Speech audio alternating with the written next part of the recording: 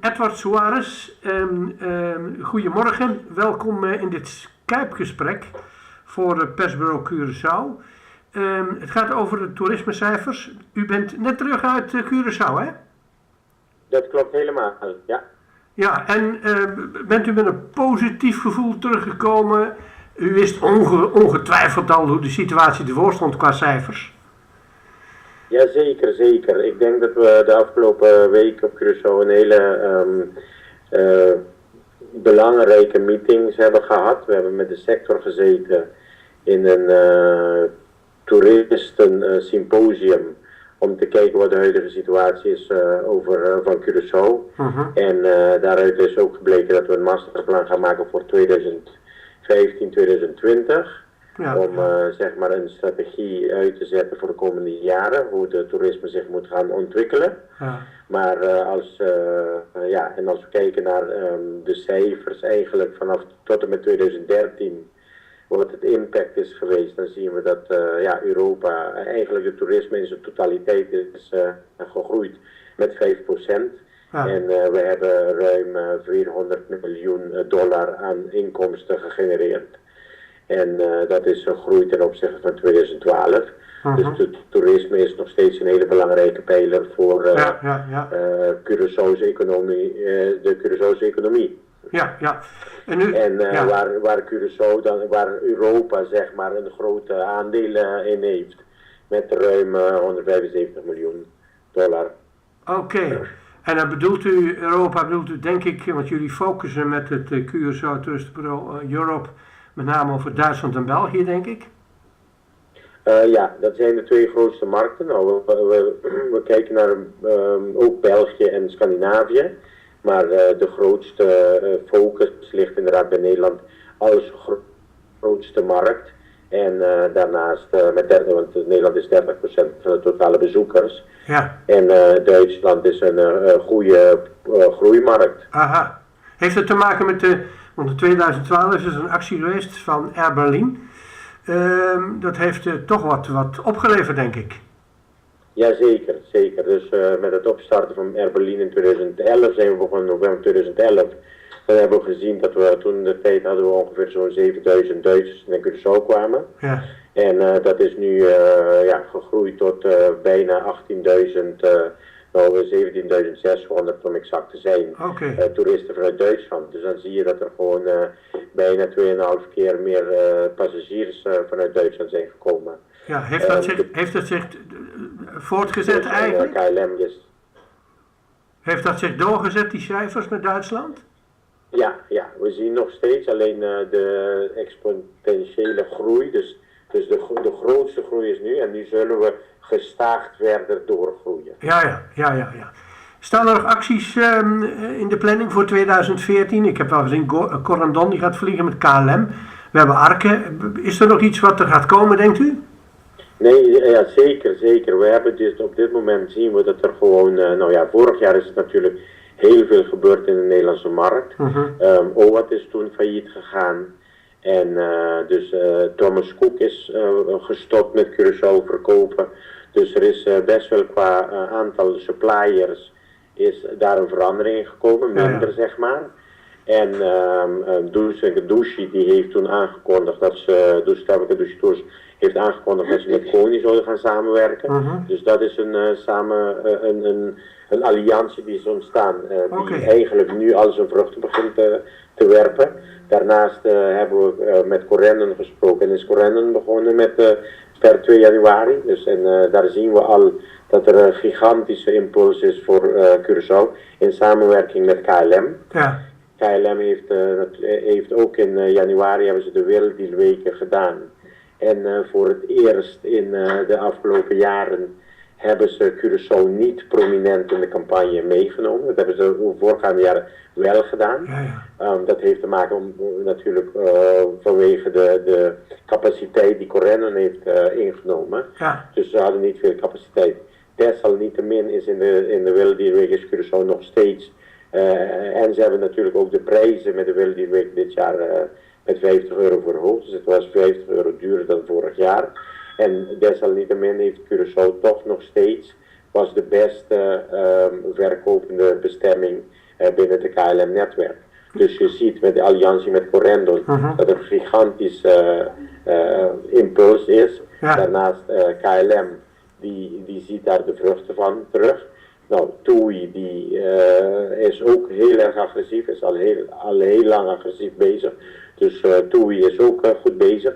Dus we zien dat in het begin, eigenlijk vanaf eind vorig jaar, dat er gigantisch veel, dat er weer een positieve groei vanuit Nederland te zien is. Dat zet zich voor dit jaar in de winter en ook de zomer zien we dat de cijfers positief ontwikkelen. Dat is eigenlijk tegen de trend in, want de toeristische markt in Nederland die daalt nog steeds.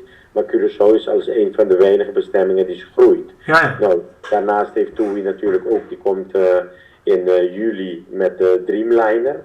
Dat is de Boeing 787. Ja. En die zullen al vanaf mei gaan testvliegen ermee.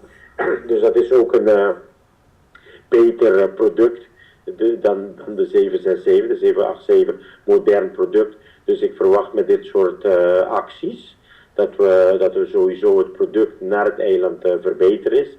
De samenwerkingen zijn verbeterd. Ja.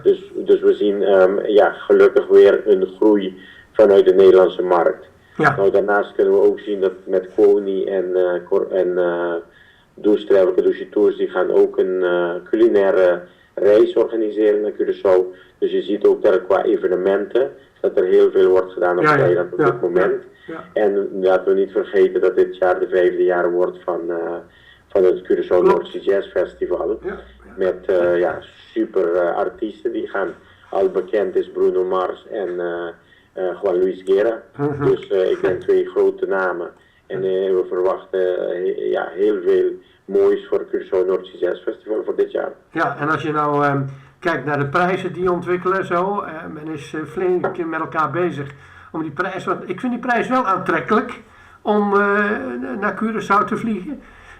Dat komt natuurlijk door die prijsvechters en natuurlijk al die acties die er zo, dus het ziet er allemaal goed uit. Zeker. Nou hadden we het net Edward over de Dreamliner. Ja. Er zijn wat technische problemen met het toestel, met name die accu's. Heb je al een idee hoe dat ervoor staat op dit moment met het toestel? Ik heb wel begrepen, er staan een aantal aan de grond in Japan, maar is dat al opgelost of heb je daar zicht in? Ik heb er zelf geen zicht in, maar als ik met de specialisten spreek, dan is iedereen toch positief dat de problemen die er zijn, dat die opgelost gaan worden. En deze toestel die natuurlijk wordt opgeleverd, die wordt op een later stadium opgeleverd. En verwachting is dat alles wat eigenlijk waar ze tegen zijn gekomen bij de toestellen die eerder geleverd zijn, dat die wel opgelost gaan worden voordat de Dreamliner komt in mei. Dus de verwachting is nog steeds positief. En dat er al in mei testvluchten gedaan kunnen gaan worden met de Dreamliner van Ark of Fly. Ja, nou het ziet er allemaal heel goed uit. Er zijn wat opmerkingen vanuit Curaçao. De mensen zeggen, nou, het gaat allemaal goed, allemaal leuk. En toch zijn er nog een aantal dingen. We hebben bijvoorbeeld wat restaurants die gesloten zijn. De Punda die klaagt. Hyatt is al een aantal maanden weg. De handelskade is niet helemaal wat het is. Het gaat goed richting Curaçao. Heb je het idee dat het op Curaçao goed opgepakt wordt? Nou, dat is het punt. Dat is eigenlijk iets wat ik al 5 jaar een beetje aan het roepen ben. En dit jaar bij de symposium vorige week ook weer wat harder. Ik denk er zijn 2 dingen die we moeten op focussen. 1, we moeten de toerisme blijven groeien. Dat is natuurlijk onze doelstelling van de kantoren van de CTP en van de meeste mensen. Nou, er moet een groei zijn. Maar wat je niet moet vergeten is dat wat je al hebt, dat je die ook moet gaan optimaliseren en optimaal gaan benutten. En je moet dus eigenlijk de cultuurverschillen tussen de verschillende culturen moet je goed kennen en die moet je dan gaan gebruiken. Zo is, als we kijken naar de Europese markt, dan is nog altijd de besteding van de Europeaan zeg maar relatief laag. Als je dat gaat vergelijken met andere eilanden. Maar ik denk dat we daar als toeristische product, dat we gewoon toch meer moeten doen om upselling te doen. Een Europeaan die houdt van wijn, nou. Dus dan moet je zorgen dat er ook een bruis of plat water wordt aangeboden. Duidelijk, ja. En er zijn ook een beetje van dat soort dingen. En ik denk dus dat we aan het serviceniveau, ik denk als je praat met de toeristen vanuit Europa en eigenlijk vanuit Noord-Amerika, de toeristen die naar Curaçao komen, dan zegt men dat ze de mensen ontzettend vriendelijk vinden en aardig en we hebben een glimlach. Dus we hebben alle ingrediënten, alleen moeten we het wel goed gaan benutten. En we moeten wel dat niveau, het serviceniveau, gaan verbeteren. En, want wat je ziet is, als je kijkt naar de stranden en naar de mensen, dat wordt als heel positief ervaren vanuit de toerist oogpunt. Maar op het moment dat ze betaalde diensten, die worden minder gescoord. Dus dat betekent dat ze de prijs-kwaliteitsverhouding niet goed vinden. En als je Curaçao gaat vergelijken met de andere eilanden in het Caribisch gebied, dan is Curaçao absoluut niet duur te noemen. Maar ja, de perceptie, prijs-kwaliteitsverhouding, die moet gewoon verbeterd worden. Nou, laten we hopen met deze laatste woorden van u, het zijn hele wijze woorden, want het is gewoon ook zo. Ook Curaçao zal het op moeten pakken. En aan de mensen ligt het niet, maar het moet wel gebeuren. Dus laten we hopen dat dat in de toekomst ook een upgrade wordt voor het eiland. Ik mag u bedanken voor het gesprek. Meneer Vermeulen, hartstikke bedankt voor de tijd. En ik wens u ook veel succes met alles verder. Ja, voor ons mooie douche Curaçao, hè? Sigur. Oké, dank je. Okay. Dank je. Oké.